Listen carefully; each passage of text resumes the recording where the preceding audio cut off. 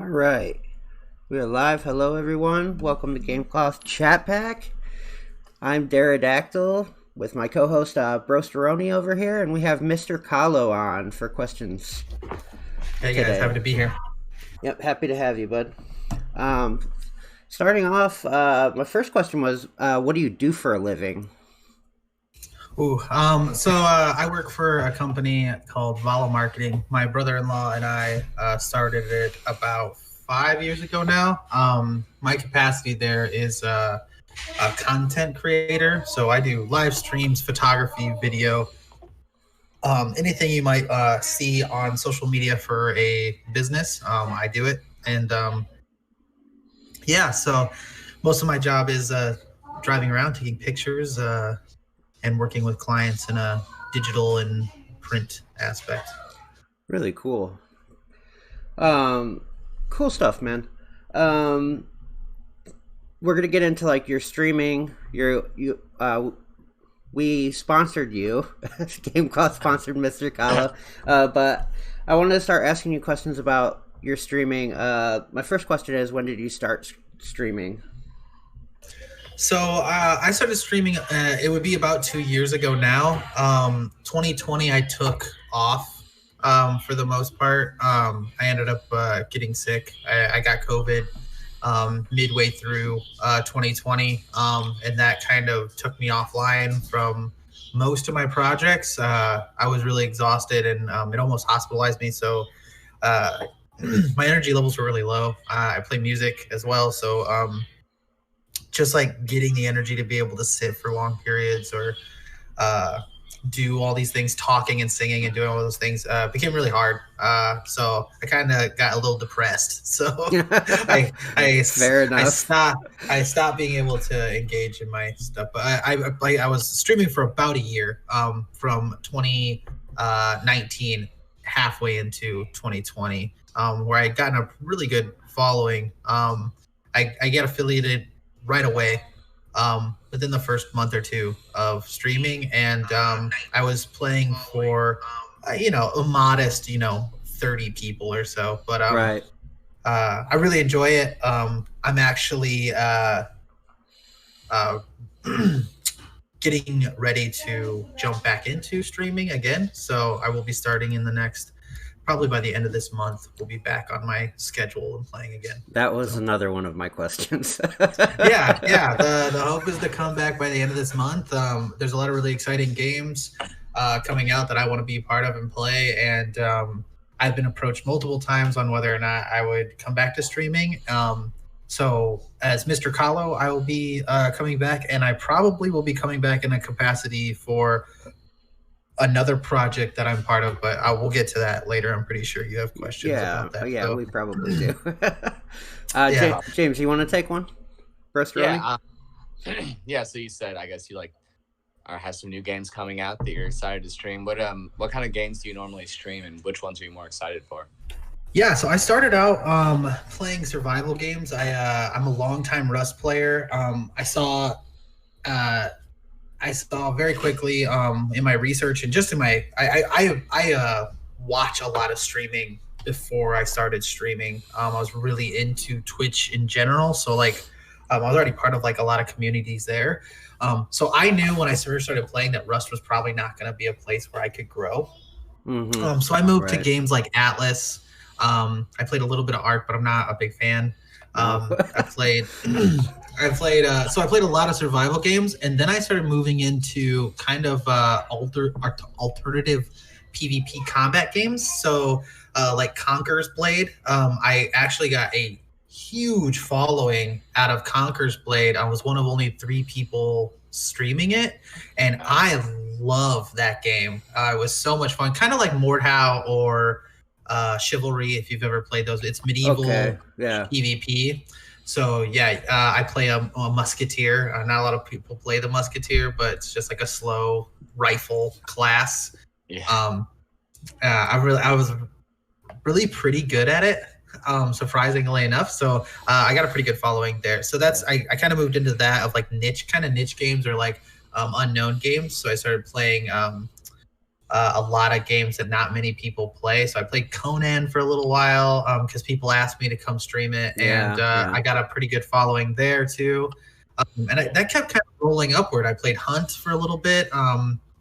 And so basically just started playing these like indie games or these early access games or these older games that like never really got any love. And that's kind of what my community started to like. We started playing a queue roulette, which is basically I go into my Steam queue and I roll through all of the queued games, and my chat votes on games they want me to put in the wish list. And once we got to 10 games in the wish list, we did a like a spin the wheel, and whatever game it landed on, I just had to buy that game when we played it, which can make for really weird picks, which I really liked. Also, you have to learn really quick how to censor and quickly click away from stuff, because the queue in the last, I would say, moving into 2020, well, it's when they lifted the ban on pornographic games. So Steam now has pornographic games. So when you're in your queue, there's just, I mean, the sheer number of pornographic games is very high. Oh wow. So you gotta like click to the queue. You're like, you don't want to get kicked off Twitch because boobies, naked boobies just showed up out of nowhere. But yeah, so that's kind of what I did. I started with survival games. That's kind of where like I've always played, and then I moved into these like niche underground games. And like, yeah, really started just kind of trying to play games that I thought were really underappreciated or not really like, but mostly multiplayer. I know I have a couple friends who wish that I would play more single player games, but I play a vast majority of the games I play are multiplayer. Yeah. Okay. Good answer. long answer. I loved it. Yeah. You want to take another one, James? Yeah, I can do another one. So you what do you think, like, so you said Chivalry and like a lot of those, I guess, melee PvP, what's your favorite game to stream? I mean, is that one of those, or you could stream a game, which would one? So my favorite game that I've streamed so far is actually, I was in the early preview for New World, which is an MMO, like what is it, like 16th century type MMO. Fantasy meets like Spanish conquistadors and stuff like that. It's made by Amazon Studios. They actually it was supposed to release last year in August, but they released a preview. They weren't ready, and they ended up pushing them back a whole year. So they're gonna release New World August of this year. Nice. But they did for all of us who had pre-ordered and bought and were ready to jump into the game, during that space of time when it was supposed to release, they gave the entire community who owned the game a preview. So we had like 2 weeks we were able to play the game as it was. And that was so much fun. That game is, I think, the perfect mix of kind of that like medieval style hack and slash like PvP fighter and MMO. So it's not like you only have like 3-4 abilities on your bar, and it's mostly like you're doing like For Honor style combat. Okay. Awesome. So MMO world with a very like shooter or hack and slash style PvP, which is really fun. And I'm a musketeer in that as well. I like musket guys. So that comes high out damage. Yeah. Yeah. That comes out in August, you said? Yeah, August. I think it's August 31st or August 30th or something like that. Like the very tail end of August of this year, New World will be out. Okay, and on PC, that was on PC then. Yes. And you stream exclusively on PC, just for the audience. Yes. Okay. All right. Yeah. I have juggled. I own I guess I don't own I don't own PS5 and the new Xbox yet, but you don't need to yet. Yeah. Up until I stopped streaming, I was playing on. I had all the modern consoles and my PC, and I had juggled with the idea. I have the equipment to stream from my consoles. I just never really did. It could be fun just because I have Game Pass on Xbox, which gives me so many games that I could kind of like show off for people. Right. But yeah, that might might still be in the works just because of the library that I have on my old consoles. That, and one day we might lure you back into Destiny, eh? Yeah. Right, yeah. I spent a lot of time, I have a lot of TikToks of people who play Destiny whose TikToks are just them being mad at the amount of money they have to spend on Destiny. Yeah. Yeah. Well, now it's on Yeah. Game Pass, and all of it's free, so... Right, So- yeah. I was like, dude, Yeah. it's worth it now. Right. Where did you get the name Mr. Kahlo? My girlfriend was actually curious about that one. That was her question. Oh, yeah. Well, if you like long answers, you're going to keep getting them. So, All right. no. So, I usually, so from the time that I was like a young teenager until I was in my mid 20s, I went by the moniker Tan Rilith. That was my first warrior in World of Warcraft. Mhm. So all my accounts were Tan Rilith forever. I'm a very I'm not very resistant to change when it comes to like naming stuff. I don't have like a bunch of different names. I always stick with one name over all the multiplayer games that I play. Mhm. But as I got older, I kind of like Tan Rilith kind of like didn't really stick with the things I was doing, and mostly because of Rust. We changed our names based on our clan name. So I became Captain Kahlo because I was the leader of our little gaming group. And so that was the first change. I came to Captain Kahlo. Kahlo is in reference to Frida Kahlo, the artist. It's my wife's favorite artist, Okay. female artist, and she loves Frida Kahlo. And I liked the name. We almost named one of our kids Kahlo. Oh, really? Yeah. So when we didn't, we ended up with Lucius and Tegan. I stole the name and made it Captain Kahlo. And then as we played more games, Captain didn't always like kind of fit for what I wanted to do. So when we ramped up to start streaming, I switched it to Mr. Kahlo. And from then on, all my games that I play and in all the Discords that I'm in, I'm now Mr. Kahlo. And now my streamer name is Mr. Kahlo. And I'm really happy with it. The logo and stuff that I have was all actually done by my cousin and close friend, Johnny Wright. He's part of my gaming group, and if you ever come watch my streams, you most likely will hear him in those games. He did all of my logos of the Captain Kahlo. Yeah, they look really good. I was going to ask you that too. Yeah. Do you find it speaking of your crew and the people you play with? Do you find it easier or harder to stream with the crew with you while you're playing? That's a really good question. I don't think that I could have gotten started as quickly and as like done so well in the very beginning without my gaming friends. They gave me a lot of confidence and they made it really easy to kind of like get in the motion, especially when you're like playing for nobody in the beginning. Yep. And like your friends are the only ones, like they just all have it up for you to like get you going. I had like 3 or 4, whoever was playing with me would have my stream up.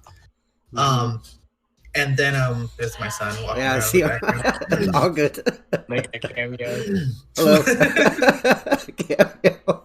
He's eating a muffin.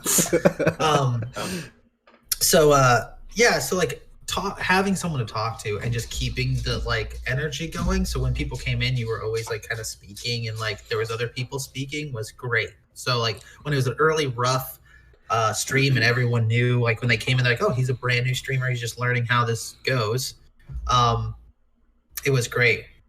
The duality of that is after 6 months to 8 months of streaming, when I had a green screen and I had really good audio and everything was starting to come together, it became problematic sometimes because my gaming group would want to play with me and they would want to be in comms with me, but I had certain friends, I'm not going to mention name, Flappy, would come in and he would kind of like it's like photo bombing. He would just Take over. He would be too loud. He would talk over me. Yeah. He would talk as if I wasn't in like streaming. He would just be like going on and on, or being loud and obnoxious, or like not muting himself, like things like that. So you'll have friends who just like won't respect the fact anymore because it's been months of me doing this, and when I'm streaming every day, they can get. So some of my friends that still want to be in the call, want to be part of the experience. But then there'd be like one or two of them that were like, oh, well, I'm doing other stuff now, but I still want to get in the call. And that would kind of it threw viewers off. They would like he would be in playing a different game and be like shouting about Rust stuff, and we were all playing, whatever other game. Right. So yeah, it can be really great if you have if your crew is on board with the stream. It's once they get tired of it and they keep coming in, then I had to make a new Discord just for streaming and a new channel to go into, and then that kind of turned into me streaming by myself a lot more, which for me kind of sucks. Only in the sense that like the time that I stream is the time that I usually play with my friends. Right. And I've been playing with the same crew of people for like 6 years now. So like that gaming time is more than just like jumping on. And if, like that time was a lot of times was like just like going to the bar or hanging out with friends. That was my time to be with my friends. So that kind of got lonely, I guess, for a little bit. But then you get viewers, and like then I had a loyal following of people like who were always in with me. So then I had like that new group that was there for the stream. So right, that's good to have. That transition was hard at first, but like still good. And like I said, I couldn't have done it without them in the beginning. Them always watching the stream and jumping in and being part of it was a really huge part of me getting going. And the people that really stick around for you, like that's really great. It does suck. I've had a few people that were really obnoxious as well in my streams, and I'm like, we need to like tone it down a little bit. You're kind of taking over things here, but I get it. My next question is, we used to play Xbox together before Mr. Kahlo existed. So my question is, what happened to Desmond Hunk? Used to be your gamer tag.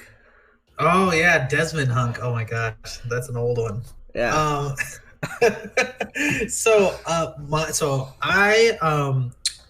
I was the poor friend growing up.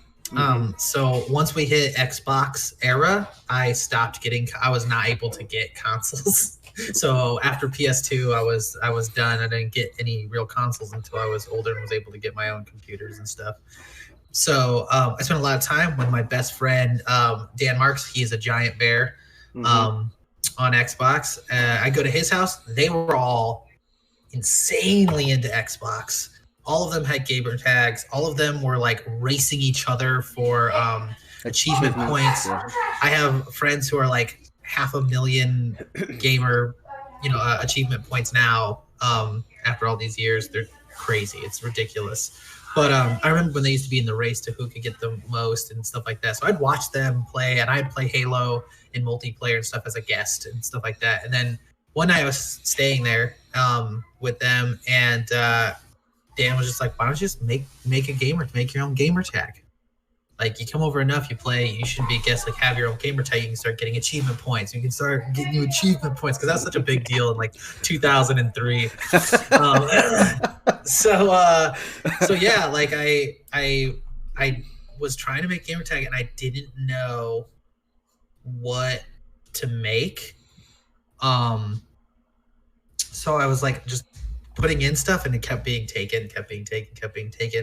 And Grant's favorite character in the show Lost was Desmond Humes.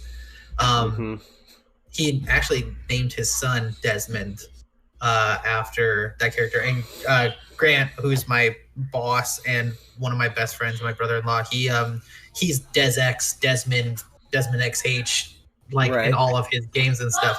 So at the time, Grant didn't have any gamer tags or any name titles like that. He wasn't even into WoW yet. So I was making a joke about how Grant liked Desmond more than in a friend way. And so I put Desmond Hunk to make fun of Grant, and like it worked. So then that ended up being, I didn't think it was gonna like go through, and then it did. And I was like, oh well, I guess I'm Desmond Hunk now. That's it. And so I was Desmond Hunk until I switched it to Mr. Kahlo. Okay, all right. You want to take one, James? Are we? the Bendix stuff. We're on the like, Bendix stuff, yes. Yeah, we've seen you live stream from the Bendix Arena page. Tell us more about your role in Bendix Arena.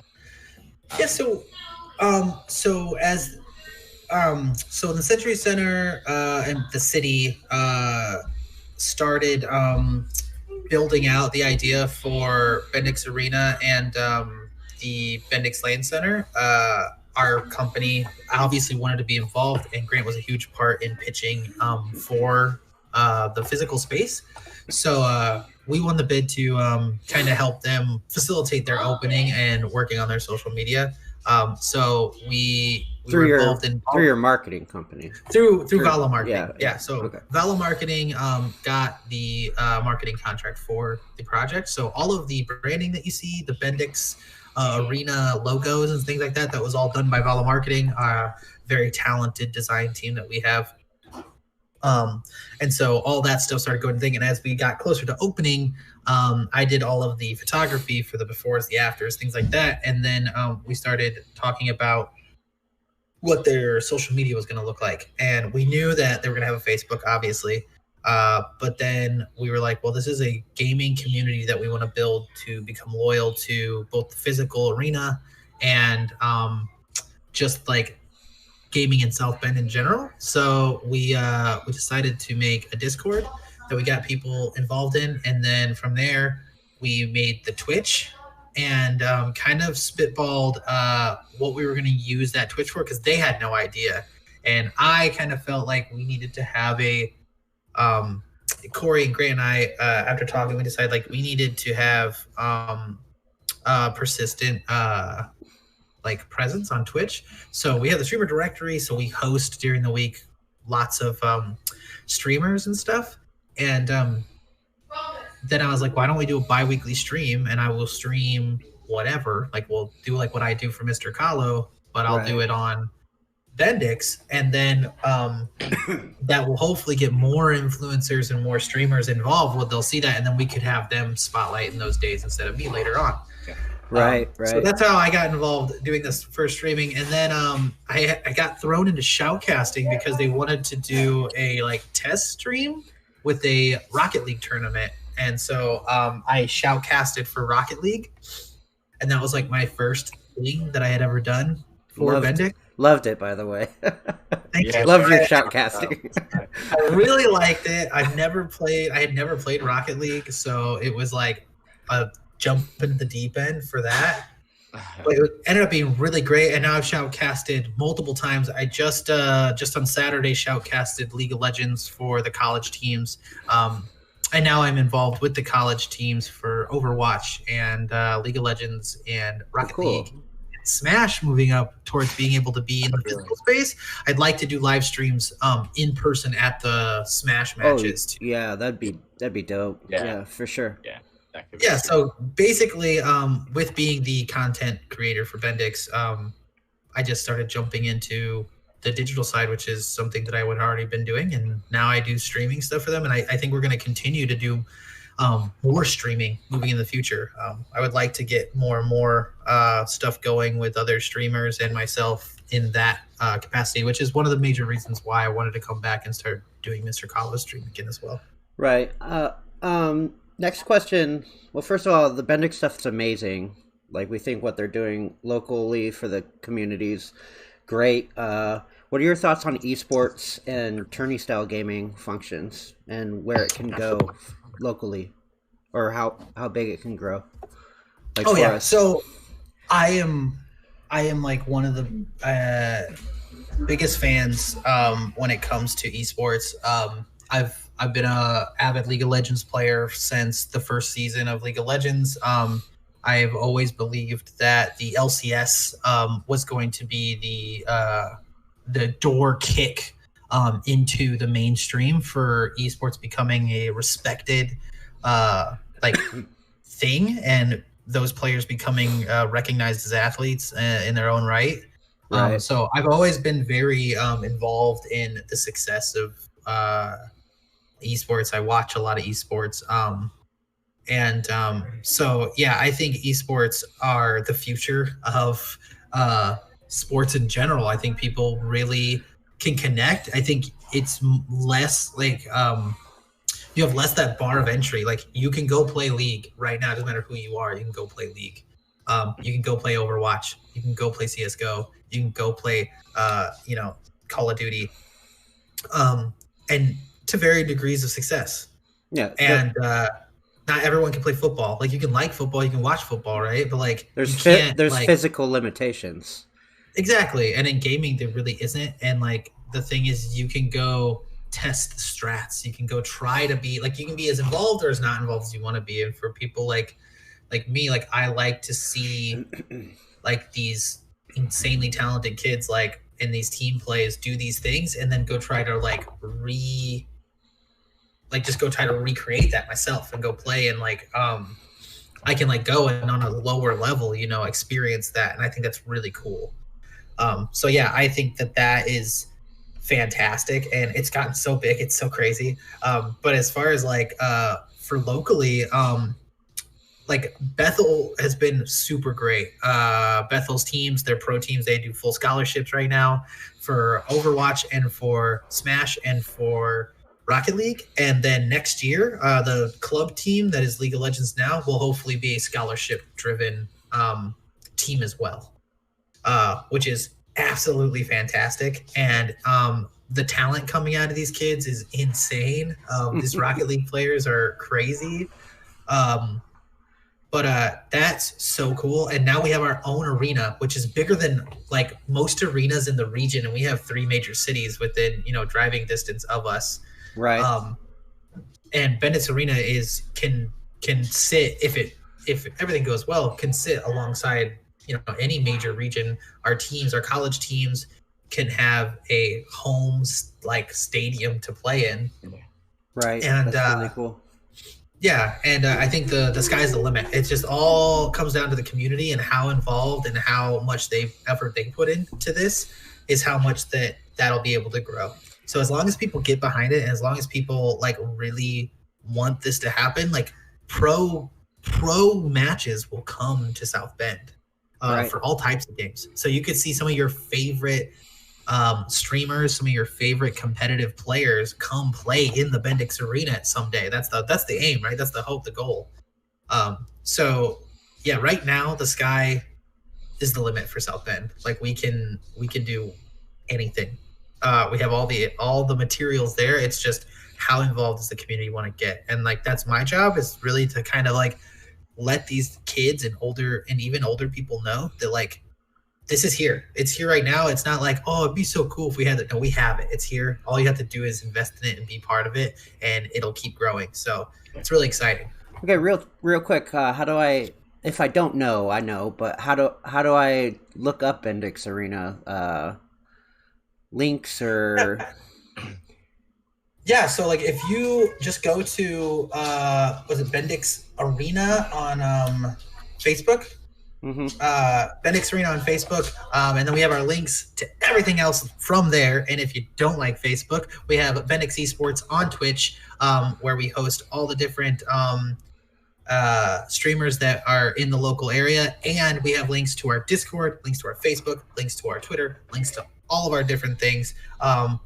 And I think the best way, if you want to know the news, if you want to know the events, because we're doing a League of Legends tournament on March 27th. We're doing a Call of Duty tournament in April, which is actually being hosted by a local interested party.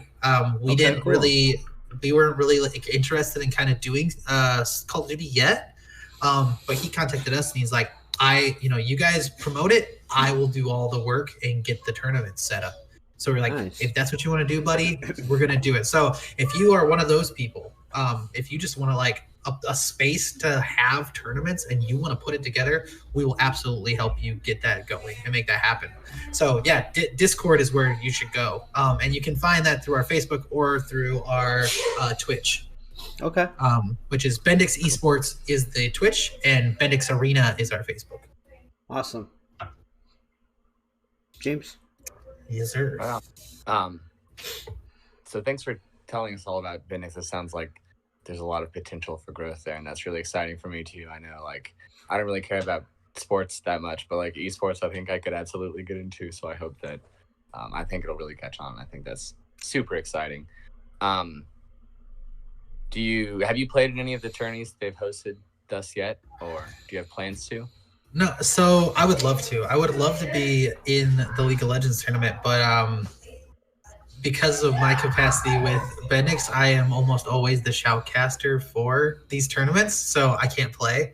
As of right now, I will continue to be the voice and face for Bendix when it comes to those things. And maybe in the future, once we get more and more people involved, and hopefully there'll be people who are like, their dream is to be a shoutcaster, and we'll get them involved, and I'll be able to kind of play in some of these tournaments. But right now, I'm happy to be a shoutcaster and like let all these kids like get a chance to like go play and have tournaments and win prizes and just be involved in things like that. Yeah. When I first started playing League, I was a lot younger, and I would have killed to have a more robust and like involved community to like get me into tournaments. Like we had to do like MOBA Fire tournaments, and they were kind of like some of them were like shisty and like kind of hard to get into. And like it was like really scary to kind of try to like make it, because like it didn't have a whole lot of information. It wasn't like the most like intuitive thing back then.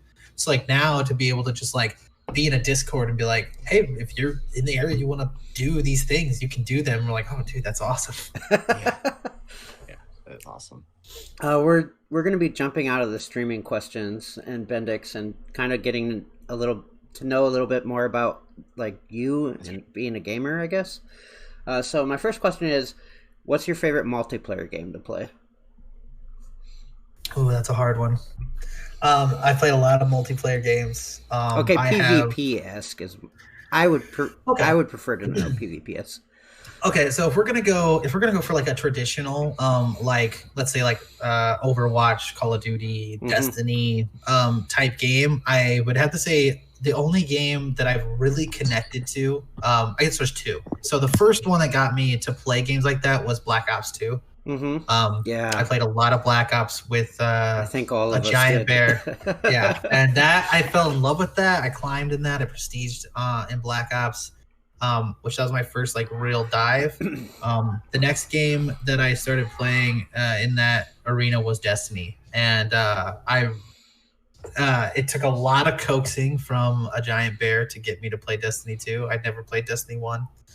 But when Destiny 2 released, I joined up with everybody and played it. And the first year of Destiny 2, that's pretty much all I played. I really, really liked it. It was amazing that first year, It was good. We had so many people in the clan. We raided. It was so fun. Yeah, Crucibles. I really started getting like a knack for playing, and so I really love Destiny 2. As a game, I was not able to keep up with it in the end. I fell off, took a break, and then I never came back to it. But as far as like straight up like being able to do matched PvP and stuff, Destiny 2 is probably my top game in that world.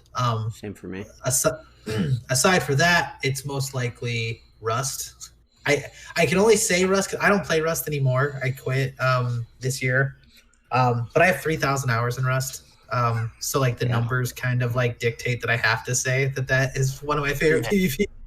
Right. Statistically, it is my most played straight up game for PvP. So yeah, I really, there's a time where I would have said without hesitation, Rust is my favorite PvP game of all time. Okay. I don't feel that way anymore with the changes that have occurred in the in their building of the game, but I still special place in my heart for Rust. PvP is Destiny 2 and Rust are probably my two favorites. Fair enough. Yeah, good choices. Solid. What's your favorite single player, like play by yourself when no one's playing with you, campaign? Yeah. So I would have to say OG single player campaign, it's gonna be BioShock. It was like one of the first like single player type games that I like played through more than once. I have a really bad habit of that's why I like multiplayer games, the repetitiveness. I don't have to worry about like going through a story. I'm just like doing the same things again. That's fun. But for story-based games, I'm super lore and like I'm obsessed with lore. So I get really into it in the moment, and then I play the out of it through the first playthrough. And then I'm like, well, I already experienced it. I'm not doing New Game Plus. That sounds stupid to me. I did it. I did the adventure. I won the game. It's over for me. I'm done. I'll move on. I'm done. I did it. I don't need all the secret stuff. I did the game. It's over. But BioShock, I played through probably 6 or 7 times. It's so beautiful. I love that game still to this day. I play even the other BioShocks, even though they're to lesser degrees not as good as the original BioShock, but Agreed. I still love them. Yeah. I still love all of them. I still played all of them multiple times. So BioShock's my favorite of all time. And then I think Divinity Original Sin has to kind of like sneak in as a second. Okay. Divinity Original Sin 2. That game was just that's an indie built game and was crowdfunded, and it's just I've never seen so much detail in just dialogue and lore and story choices. I mean, Mass Effect had a lot, and it doesn't even touch. Like, you can spend 60 hours on the intro zone of Divinity Original Sin 2 and still want to go back and make new characters. Like, oh, I didn't do it right. I'm gonna do it again. I'm gonna do the intro again. because you wanted the story to go a different way. So that's my close number 2. But BioShock's my original OG fave. Besides PC, what's your favorite gaming console? I'm a Microsoft kid at heart. I've played on every Xbox. Once I finally got into the game, I've played on every Xbox. I owned a PS4 for a very short time, and I thought that the OS, the UI was fucking stupid. That was the only thing. That was like I played PlayStation throughout my whole childhood. PlayStation 1, PlayStation 2. Yeah.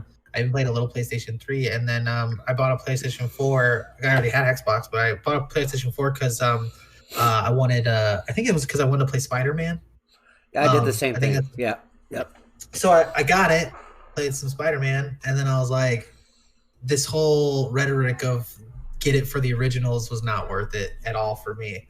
I was like, at the end of the day, it just sat and collected dust. So I ended up selling it. But yeah, so I played Xbox. The people have varying degrees of like love or hate for Game Pass, but I think Game Pass is one of the best things that's ever come out for a console. And it's not, the games are so good. There's so many good games that like I would like at the time I was like, I'm not gonna buy this. And then like Game Pass is like, hey dude, like these AAA titles are all free. I'm like, oh shit. And so I played through so many games now, like the Obsidian's new-ish game. What's it called? Outer World. Yeah, Outer Worlds. Yeah. I was waiting to buy it because I knew that there was like lack of content when it first came out, and I was waiting for like DLC to kind of arrive and see if I wanted to spend money at that point. And then they're like, hey, here it all is for free on Game Pass. You want to play it now? I'm like, yeah, right, I want to play it now. Yeah. And so I played that game so much, and I loved it. It was great. So I really like Xbox for that alone. Okay. Mm-hmm. Yeah, definitely. I think we already went over your favorite games, so I'm going to skip that one. I'll ask the next question then, because this is kind of an inside joke. Sounds like that. Remember Rock Band's Endless Set List? Yeah, I do. I really do. Okay. So Derek, Pterodactyl used to live with me at one point, and we played a lot of games actually. I beat Army of Two with him. I beat both. I think we beat both Gears of War 1 and 2 together on hardest difficulty.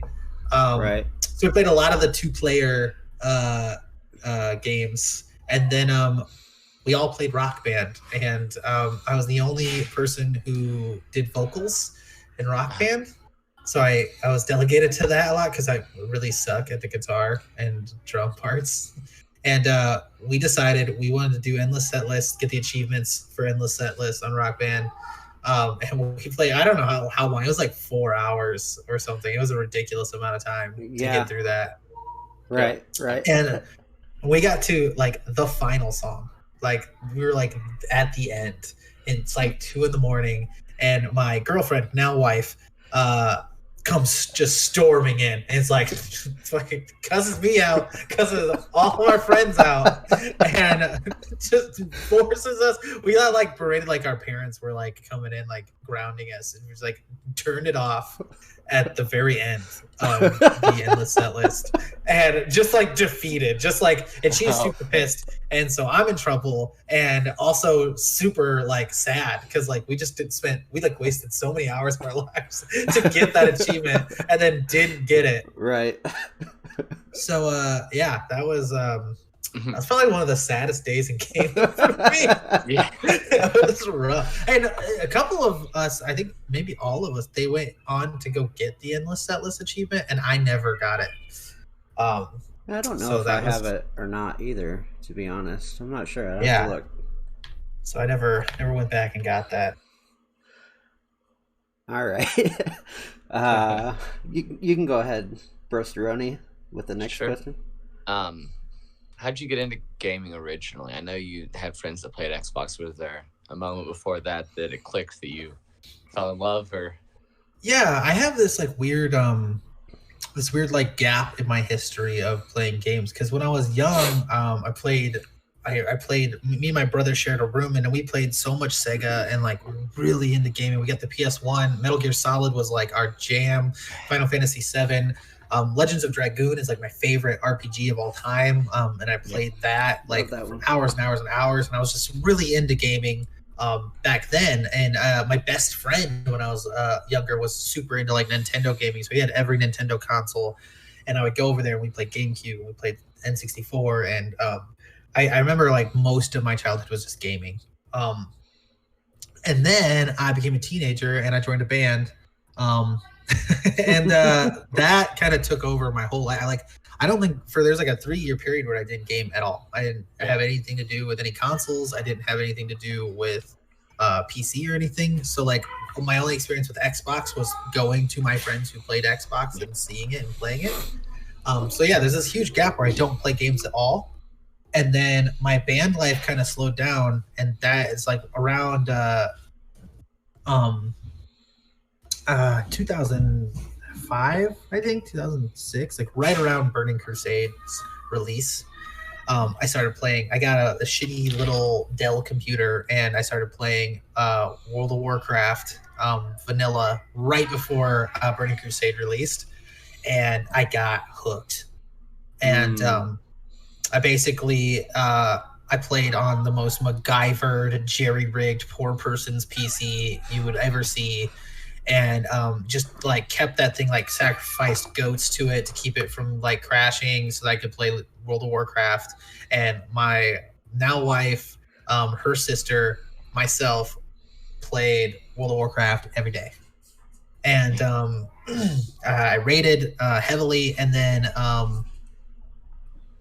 as the new expansion after that came out, my best friend Grant got into World of Warcraft. He became our guild leader, and then he ended up marrying my sister-in-law. So the 4 of us all played World of Warcraft and built like a huge like friend group and community doing that.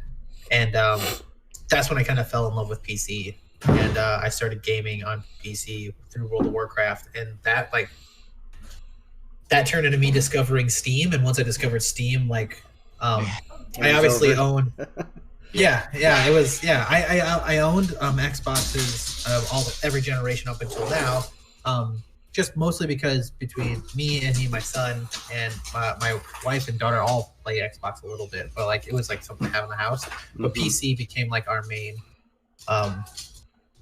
thing, and that's eventually turned into us finding Rust. And the reason I played so much Rust is that gaming crew I talked about is we met on Rust, and my wife loved Rust, so she has almost as many hours as me, and we played most of those together. So cool. Yeah, I kind of moved to PC after that, and yeah, but I started heavily gaming as a kid, and then I took a long break, a couple years in my teenage years, and then when I became a grown ass adult, I was like, gaming is more important now than ever. Sure it is. Hell yeah. Yeah. I think we already went over this question, but I was gonna ask, are there any games coming out that you're looking forward to diving into? But you said New World, right? Yeah, New World's a big one. I know there's other games. My friends try to get me into the game Scum. It's a early access What do you survival think of game. You take real dumps, which is kind of cool. You have to like go pee and take dumps. All right. Like your bladder will fill and your bowels will fill, and there's like a very like too specific metabolism system. But yeah, you gotta like take dumps and go pee and wipe your butt. Yeah, it's like if DayZ and Escape from Tarkov had a baby. Is what that game was like. All right. It's all right. I got bored real fast. I have heavy survival game burnout as of right now. I feel you. But I'm excited for New World, and I'm kind of in a hole right now. I've kind of bounced between single player games and RTSs and some 4x games, and I really don't know what it is I want to jump on next. I've seen games coming out, and I'm not really sure. I don't know. I'm not really sure if anything really speaks to me right now. Okay. We're gonna move on. There's a few more topics I want to cover. This one's kind of a random question, but I know you're into some anime. So, what's your favorite anime? Recently, in the recent history, I think I guess my all time, and it's like I'm the most like I sound like the most vanilla basic bitch when I say it, but like I can't help it. Like. I watch a lot of anime. I want to preface this so that people don't come at me the wrong way. I watch a lot of anime, a lot of different anime. But One Piece is the OG king of all kings. I love that anime. And that's my basic bitch vote. Is I love One Piece. But that being said, in recent history, my favorite is Gundam Iron Blooded Orphans. Okay. I cried like 4 times watching that. Anime. It hit so close to home for me in so many levels. It was so sad, and I just like couldn't handle it. It was too much. I love that. Iron Blooded Orphans. If you ever get a chance, it's on Netflix, I think, and it was so good. I really, really, really liked it a lot. Okay, cool. Are you big into D&D? Do you play D&D? Oh yeah, I play a lot of D&D. I have both a personal group that I played for we played together for 7 years now, and I have a podcast as well that I'm part of. So really? two different groups. And that's the Homebrew podcast, then, right? Can you tell us a little bit about that? Yeah. So the Homebrew podcast is myself, Dezex, my buddy Steamworth, and my buddy Pippin. Three of the 5 guys involved are all part of our gaming crew. So, and then Austin Brady is our newest member. He joined us just for D&D. And yeah, we decided we wanted to make a podcast. I listened to a lot of D&D podcasts. I liked them. I felt like the majority of the successful ones were all comedy D&D podcasts, and a big thing that bothered me in the majority of the content being put out for D&D was it was usually episode 0 is people who never played Dungeons and Dragons, or they hadn't played since 2nd edition is what their excuse normally was, right? So that being said, it was always like really funny people or really funny actors or really good actors or famous people playing Dungeons and Dragons, professionals, playing Dungeons and Dragons, but none of them really knowing how to play actual Dungeons and Dragons, which is like kind of keepery, right? Like it's like, but there's like the community at large who've been playing for years and years. I feel like there's something that's lost on listening, and like it's cool to listen to people learn and grow and like become players of D&D. I thought that was great, but like there's really not a lot that's like veterans playing the game and like coming in with complicated builds or min maxes or home brews that like fit to the rules of the game, and like people who actually explain when rules are being changed, or like this is the rule and this is kind of what we do as a homebrew instead, Right. and like what you could do, and like know that like you don't have to like throw the book out the window if you're a person who really likes the like original feeling of D&D, and if you're also, or if you're against that, like either way there's a way to meet in the middle and make it more, I think, more enjoyable. So anyways, that's kind of where the idea started, and homebrew became this idea where we would show how you homebrew a universe.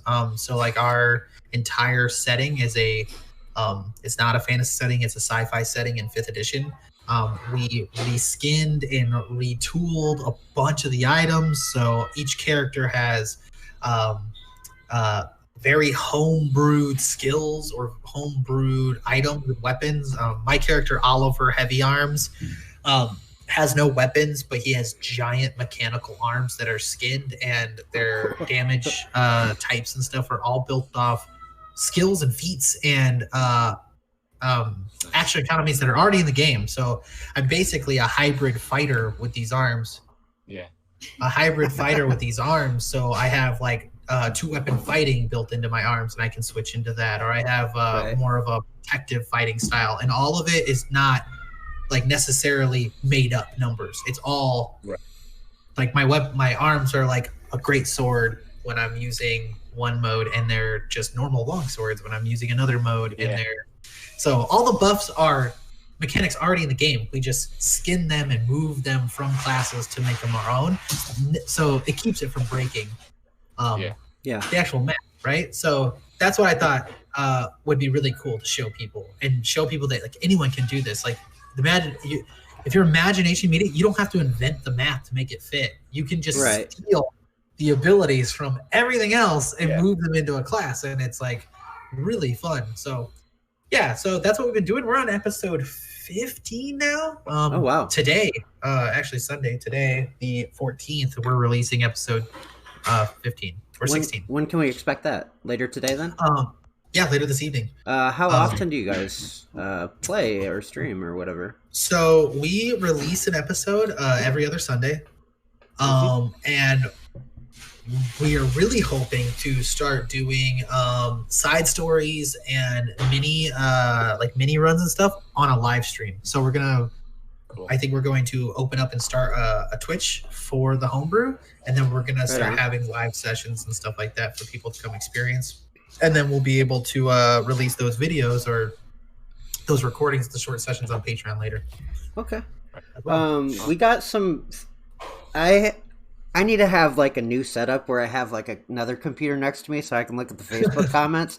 But we got some Facebook comments I just checked on my phone, people asking you questions. So I'm going to go ahead and run these off real quick and just answer as fast as you can. Who's your favorite Pokemon? Big question. Oh, man. So in my involvement in Pokemon as a kid, I think Scyther was probably my favorite through the original. Yeah, I know he's on. I was like, where is it? Scyther's my boy. It's on me somewhere. Scyther is probably my favorite. Heck yeah, dude. I'm sure there's like other ones that I really liked, but the OG, cool. he's my dude. What about you? James? Are you not? I'm just curious. I think probably a Haunter was my favorite. I think okay. Cool. Right. I thought Haunter was awesome. Gengar, yeah. How big is your Conan clan? John Albright wants to know. Our Conan clan was, I think when I left, we were 10 strong, and we had an alliance with a long-standing group that played that game a lot because I was brand new. Right. And they had 11.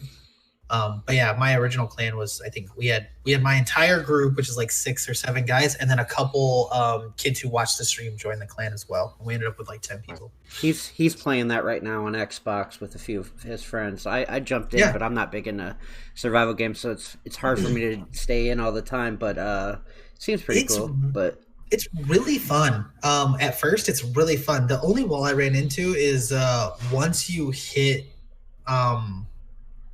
like higher tier gear and you get closer to the end, it gets kind of, the end game can fall off and get a little bit boring. Okay. But yeah, overall, I like playing it. Darcy says, "What's your character in D&D?" But you kind of went through that, right? I have 3 characters Okay. in D&D right now. Okay. So I have Heavy Arm Oliver. He is a 17-year-old failed science experiment, I guess. Basically, he was tested on. He was no armed child. He got his arms cut off when he was little. But some dude picked him up out of the gutter, strapped these big mechanical arms onto him, and basically did like illegal testing on him and threw him into fight pits and became famous as a pit fighter, being 67-0 in fights in the pit. So that's what his backstory is he's this like young pit fighter who's never been defeated in the pit, and he takes his first loss when the campaign starts. And that's kind of how he ends up on adventures with this group. But that's Heavy Arm Oliver, just a young, angsty fighter with like really no will to like no fear of death or getting beat up. He just wants to punch through everything. I have a second character named Alfie. He is actually a reincarnation of an original character that died in the first session that he was in. He's a barbarian, barbarian satyr who basically loves to get drunk and sing and party at bars with people, and he has a great axe, and he's a mobile barbarian. So his instead of being a tank, he does this maneuver where he goes in and out of combat because he can move so fast.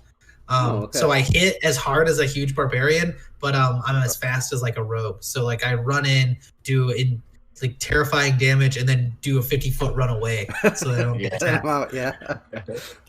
And he's in my private group. And then we have an alternate story going on right now in the podcast where we have secondary characters. And I play a character called Tevian the Turncoat. He's an Arakokra sharpshooter. And he's like a classic, like, spaghetti western, long duster, black hat, he's like a black raven. And his wings are used as a duster. So like, it looks like he's wearing a coat, but it's his wings, and they like spread out when he goes into his like shooter stance. And he has like 2 crazy revolvers that are named and have special powers, and a long rifle that's a Gauss rifle. That's a lever action Gauss rifle that he uses. He's probably my personal favorite right now. Something big might happen to him this weekend on this new episode. So if you are watching the podcast or listening to the podcast, this today's episode is going to be a good one. Okay. Is the mullet coming back? My wife wants to come back. I wish I could come back, but I don't have any plans right now to go back to it. I don't have any plans of cutting it at all right now. So I think I'm just going to keep letting it grow as it is. That's the plan. So no, not right now. Okay. More likely a massive afro of curly hair pretty soon. So. All right. As busy as you seem, you also play in a band too. You mentioned that. Care to tell us about what's going on with Nautilus? Yeah. So this is probably the most important thing to me. The Naughty Boys, Nautilus. We have just finished a mixing session with Sweetwater on some new songs. And the guys and I are working really hard right now to put some finishing touches on a brand new single called Solace. And that should be out with with maybe a lyric video or a graphic video by the end of this month. So new music is coming right now. We have 7 or 8 songs in construction. We're almost finished with a couple of those. We're really moving into 2021 to try to catch up for time lost in 2020. We're a progressive metal band. If you haven't heard us, very melodic mix of hard and soft vocals. Nautilus is a concept of my creation, a long and overly detailed sci-fi space opera, which I'm super proud of. And if you're interested in any of that, we have lyrics on our Facebook from our original EP, and I'm always open to telling the story of Nautilus. If you ever want to know, I actually want to do a story time on my live stream That would be cool. sometime soon, where I do a full walkthrough of all the chapters of Nautilus as they are up to now. But with that being said, the new music will be out. At least one track will be out at the end of this month, and we plan on playing live again in the month of May. I'm trying to book out a comeback show for May right now. So hopefully we'll be back live and on stage in May, and then the end of 2021, or possibly most likely spring of 2022, we're going to release a full-length album. And then maybe a short tour right after that. Sounds awesome, man. Yeah, your guitarist Devin, I reached out to him. He did the Gamecloth intro for our stream, so I was really happy he did that for us. Great guy, great to work with. Loves his synths. Yeah, looking forward to your guys' new stuff. I think that's about it. We do a thing called This or That, where we name one thing or another thing, and you have to pick what it is, so what you like. So we're gonna jump into that. It's called Gamecloth This or That. You want to go ahead, James T, or let's so Halo or Destiny? Destiny. I think Halo is OG, but Destiny's got a much more compelling sci-fi story, I think. Yeah, I agree. WoW or World of Warcraft or League of Legends? Oh, World of Warcraft over League of Legends. I play a lot of League of Legends, but World of Warcraft will always have my heart. Okay, all right. It's like PUBG or Apex. Legends. Oh, Apex. I played PUBG more than I like to admit, but Apex Legends is a far superior game. There's no contest there. Healer or tank? Oh, tank, baby. All day, every game. Okay. Tank for life. All right. Like a bow or sword? Ooh, sword. Now, recently I play Musketeers now. I start working that range, but historically, sword. Yeah. Okay. Whiskey or gin? Ooh, gin. I knew you were going to say that. I hate gin. My wife drinks a lot of gin. Yeah. Go ahead. I like gin. Legend of Dragoon or Final Fantasy VII? Oh, Legend of Dragoon. For sure. That's so much. They need a remake because they're not appreciated enough. That's what I agree. Yeah, I agree. Yeah. Under Oath or Alexis on Fire? Oh, Alexis on Fire. That's actually okay. I know I didn't really hesitate, but that is a close matchup. But Alexis on Fire is like one of my all-time favorite bands. Yeah. Awesome. Among Us or Fall Guys? I think Among Us. Fall Guys was fun, but for like 10 minutes.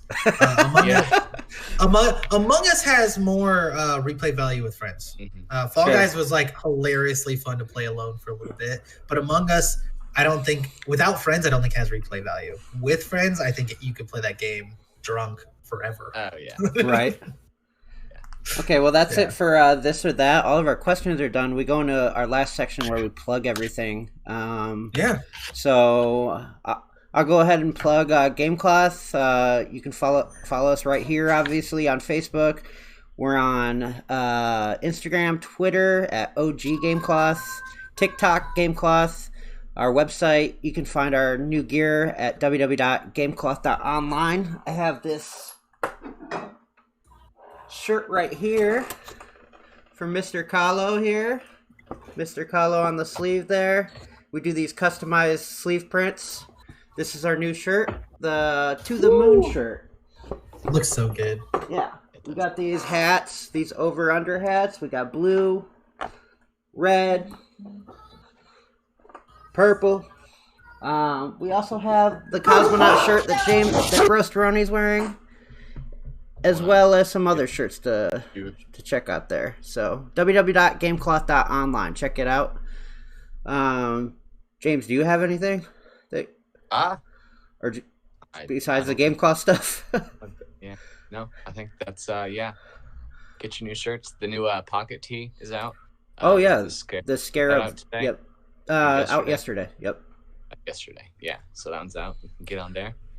Get All right. that. Anything you want to plug, Kahlo, TJ, Tyrell?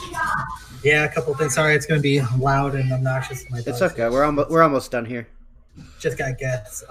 So for Mr. Kahlo, I will be starting back up this month. If you're interested in that, you can find me at the Mr. Kahlo on Facebook and Mr. Kahlo on Twitch. If you're into music, you can find Nautilus on Facebook, on Spotify, on every streaming service. Look up Nautilus. We are the metal band, not the indie rock band. And on Twitter, we have a Twitter, Instagram, Facebook. You can just find us at Nautilus. And then the Homebrew Podcast, we are on Spotify and almost every streaming service for podcasting. It's The Homebrew. Find us on Facebook and Twitter. And then check us out on Spotify. We have 15, 16 episodes. Really good stuff. We're getting better every episode. It's been a real blast. And it's really one of those things I'm really excited about. And then I thought I had one more thing. Go to Bendix Esports or Bendix Arena. Join our Discord if you're in the South Bend area or in the region of Northern Indiana.